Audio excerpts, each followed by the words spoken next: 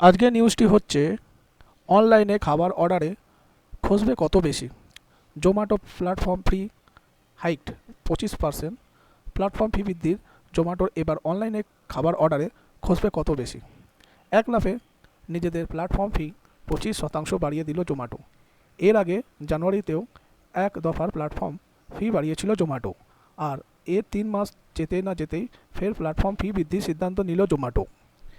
এর জেরে এবার অনলাইন খাবার অর্ডার করতে পকেট থেকে আরও কিছু টাকা খসবে। রিপোর্ট অনুযায়ী সম্প্রতি জোম্যাটো তাদের প্ল্যাটফর্ম ফি 25% বাড়িয়ে দিয়েছে। তবে সব জায়গায় এই প্ল্যাটফর্ম ফি বাড়ানো হয়নি।